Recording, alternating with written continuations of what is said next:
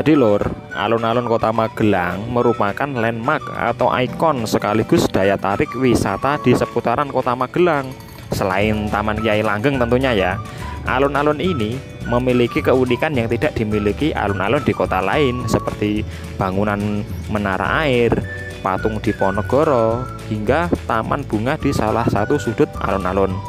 Letak alun-alun Kota Magelang berada di pusat kota yang dilewati jalan protokol satu arah yang membelah pusat perbelanjaan. Kondisi alun-alun Kota Magelang saat ini telah lebih baik dibandingkan dengan beberapa tahun yang lalu setelah dilakukan pembangunan fasilitas di sekitar kawasan. Dari tepi jalan terlihat tulisan raksasa Magelang yang menghadap ke arah timur. Keberadaan tulisan raksasa tersebut cukup menarik sebagian pelintas jalan untuk mampir dan berfoto di depan tulisan tersebut.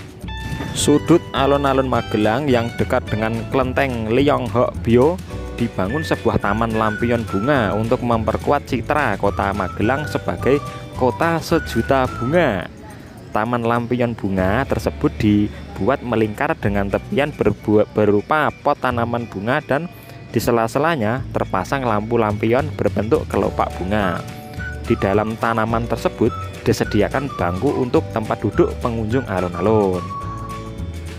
Lorong jalan yang mengelilingi kawasan alun-alun Magelang telah tertata rapi dan lebih enak dipandang. Jalanan yang dahulu hanya dipaving diubah menjadi keramik untuk memperindah suasana. Di samping itu, di setiap pohon besar dibuat pondasi keliling untuk tempat duduk pengunjung.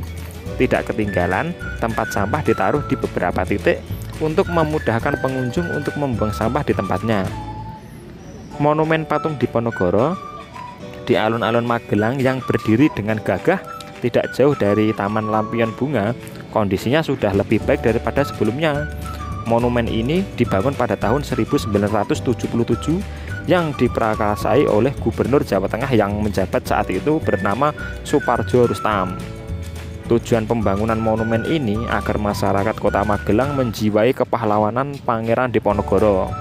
Setelah renovasi, bangunan penumpang patung Diponegoro yang dahulu terlihat kosong dihias dengan relief, kemudian diberi pagar keliling untuk melindunginya dari vandalisme yang dilakukan sekelompok oknum. Pada malam hari, patung Diponegoro ini terlihat menyala oleh lampu yang terpasang di sekelilingnya. Salah satu hal yang tidak berubah dari alun-alun Magelang adalah menara air di sudut barat laut kawasan alun-alun. Menara air ini merupakan peninggalan Belanda yang dulunya dimanfaatkan untuk menampung air untuk menyediakan kebutuhan air bersih di Kota Magelang.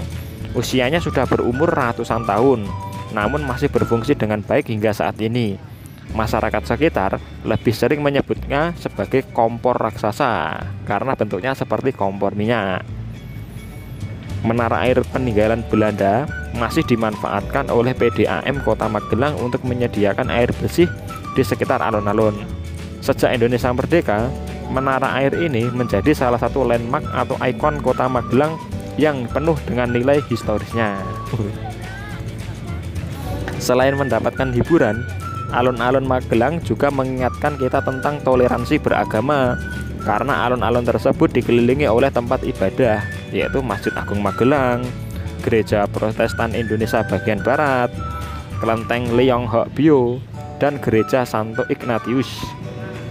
Menurut sejarahnya, keberadaan alun-alun Kota Magelang terjadi ketika Kerajaan Inggris mengambil alih Hindia Belanda dari jajahan Kerajaan Belanda.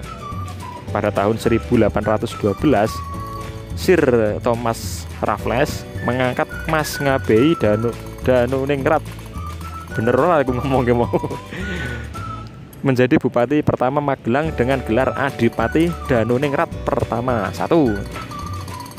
Penunjukan ini terjadi sebagai konsekuensi perjanjian antara Inggris dan Kesultanan Yogyakarta pada tanggal 1 Agustus 1812 yang menyerahkan wilayah Kedu kepada pemerintahan Inggris. Adipati Danuningrat I kemudian merintis berdirinya Kota Magelang dengan membuat alun-alun, masjid, dan rumah Adipati atau yang kalau sekarang itu namanya Bupati di utara alun-alun. Raffles yang mengagumi kebudayaan Jawa mendukung langkah sang Adipati dalam membuat alun-alun. Di samping sesuai dengan kultur Jawa, juga sejalan dengan pola pembangunan di kerajaan Inggris pada masanya.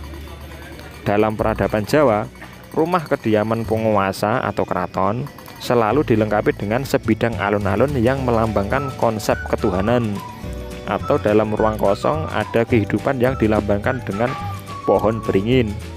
Alun-alun secara kultural Jawa merupakan simbol kekuasaan titah manusia di dunia, dan di mana unsur makrokosmos dengan mikrokosmos berpadu sebagai sebuah hubungan vertikal antara manusia dengan sang pencipta, dan secara horizontal antara manusia dengan alam dan sesamanya.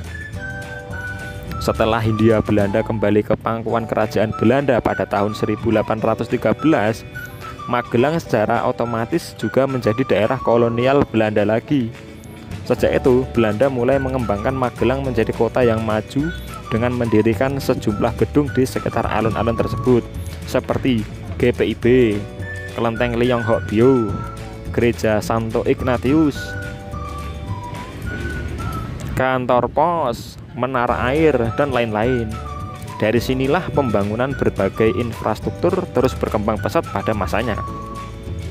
Bak penampungan air yang mulai beroperasi sejak 2 Mei 1920 ini sekarang masih dipakai dan berfungsi normal. Tepatnya pada tanggal 2 Mei 2020 lalu, usia bangunan tersebut telah mencapai 100. Bangunan ini terlihat megah sekali dengan total ketinggian 26.140 meter yang mampu menampung air 1.750 meter kubik. Adapun diameter bak menara airnya 22,46 meter. Bangunan ini ada 32 tiang penyangga dan di bawahnya ada 16 ruangan yang dulunya digunakan untuk laborat maupun ruang pelayanan. Ada juga yang menyebut bangunan ini mirip kompor minyak api. Sekalipun di kota lain seperti Tegal, Grobogan, Palembang, Medan maupun di Jawa Timur ada bangunan serupa, tapi water torrent di kota Magelang ini sangat istimewa. Dilihat dari sisi manapun, kondisi bangunan ini sempurna. Air bersih tersebut mengambil dari sumber mata air Kalegan dan Wulung, Bandungan, Kabupaten Magelang. Keberadaan menara bak penampung air tersebut untuk menyuplai kebutuhan air bersih bagi sekitar 10 ribuan pelanggan PDAM di kota Magelang, khususnya di wilayah Kecamatan Magelang Tengah. Sedangkan total pelanggan air bersih PDAM kota Magelang sekitar 30 ribuan. Nah, itu tadi lor sedikit cuplian atau sejarah dari alun-alun kota Magelang. Dan ini tadi aku baca bukan karena narasiku sendiri, aku cuman baca-baca aja, soalnya aku mau bikin ya semacam situasi baru lah, masuk kontennya ngono-ngono terus.